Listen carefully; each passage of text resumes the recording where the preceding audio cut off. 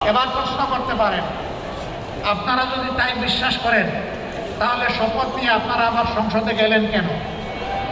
হ্যাঁ, আমরা আপনাদের ভোটের যেটুকু মর্যাদা স্বীকৃতি হয়েছে তার অমর্যাদা আমরা করতে পারি না। আমরা সংসদে গিয়ে আমাদের পক্ষে কথা বলবো না, ইনশাআল্লাহ জনগণের পক্ষে কথা বলবো এবং আপনাদের অধিকার আদায় করে ছাড়ার চেষ্টা করব। কিছু লক্ষণ ভালো, যে কেউ ভালো কাজ করে আমরা তাকে ধন্যবাদ দেব।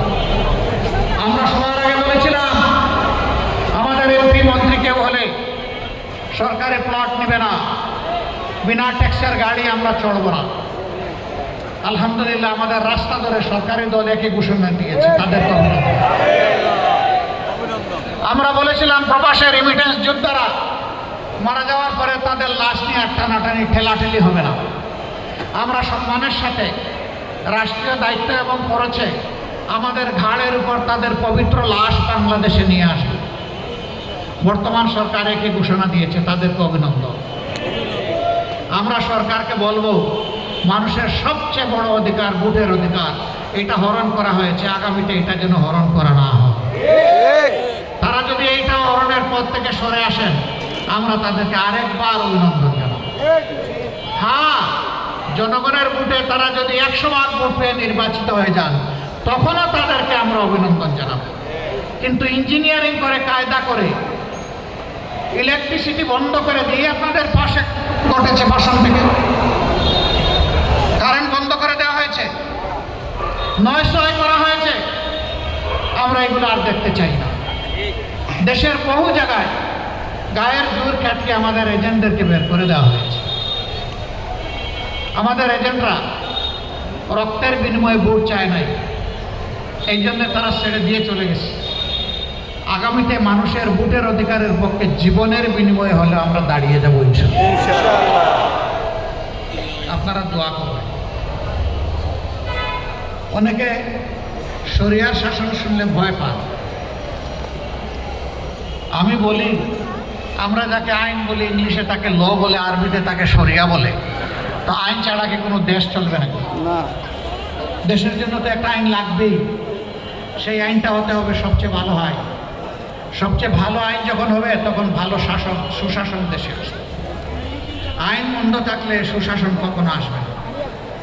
এই পবিত্র রমজানের মাসে আমরা সরকারি দলের প্রতি আরেকটা আহ্বান জানাই, কমপক্ষে চাঁদাবাজিটা বন্ধ করে আরেকটা বড় অভিনন্দন জানাবো। কিন্তু যদি বন্ধ না করেন আমরা জনগণকে সাথে নিয়ে প্রতিরোধ গড়ে তুলব। আমি আজকে ঘোষণা দিচ্ছি, এই 15 আসনে যারা চাঁদার জ্বালায় অতিষ্ঠ চাঁদা দিচ্ছেন তারা দিবেন না, এখন থেকে অস্বীকার করা শুরু করেন। কোনো জায়গায় বাধা দিলে আমাদেরকে ডাক দিবেন, আমরা এসে আপনাদের পাশে দাঁড়িয়ে যাব। সবাই মিলে আমরা একসাথে ফাইট করবো ইনশাআল্লাহ। শুরু করতে হবে আপনাদের জায়গা থেকে। নীরবে দিয়ে যদি স্বীকার না করেন ভাই আমরা তো কিছু করতে পারবো। প্রতিরোধ, প্রথমে প্রতিবাদ, তারপরে প্রতিরোধ ইনশাআল্লাহ। আমরা এইভাবেই চালিয়ে যাব। সম্মানিত বন্ধুগণ, আমি কথা দিয়েছিলাম যে আমরা নির্বাচিত হলে এখানে সবাই মিলে পরামর্শ করে এই আসনের সমস্যাগুলো ইনশাআল্লাহ আমরা দূর করব। আমি কথা দিয়েছিলাম যদি বাংলাদেশে সরকার গঠনের সুযোগ আমরা পাই তাহলে সারা দেশে একই কাজ করব। আমি কথা বলেছিলাম যে মাসে একদিন আপনাদের সরাসরি মুখোমুখি হব, আপনাদের কথা শুনবো, আপনাদের প্রশ্ন শুনবো, আপনাদের সমালোচনা শুনবো, আপনাদের পরামর্শ শুনবো। সব শুনে আমরা পরবর্তী কর্মপন্থা আমরা নির্ধারণ করব।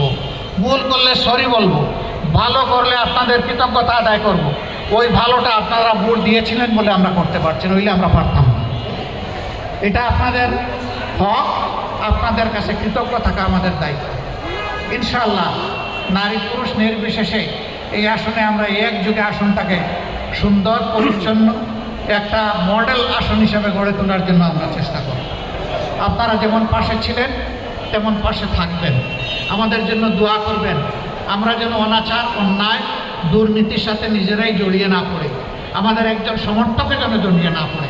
আল্লাহ যেন আমাদেরকে হেফাজত করেন। মানুষের আমানত যেন আমরা মানুষের ঘরে পৌঁছে দিতে পারি, সেই তৌফিক চেয়ে আজকের এই মাহফিলে আপনারা এসে হাজির হয়েছেন। আমাদের ডাকে সাড়া দিয়েছেন। আমি আশা করব এটি শেষ নয়, এটি বিগিনিং, আজকে শুরু। ইনশাল্লাহ আমাদের পথ চলা মিলেমিশে এভাবেই হবে। আল্লাহ আমাদেরকে তৌফিক দান করুন। আপনাদের মাধ্যমে যারা আসতে পারেননি, আপনাদের পরিবারের সদস্য, আপনাদের পার্শ্ব সাথী, আপনাদের প্রতিবেশী এবং আপনাদের বন্ধুবান্ধব সবার কাছে আমাদের সালাম, দুয়ার দরখাস্ত। আল্লাহ হাফিজ। বাংলাদেশ জিন্দাবাদ, বাংলাদেশ জামাত ইসলামী জিন্দাবাদ। আমরা গড়ব ঐক্যবদ্ধ বাংলাদেশ ইনশাআল্লাহ। আসসালামু আলাইকুম ওয়া রাহমাতুল্লাহ।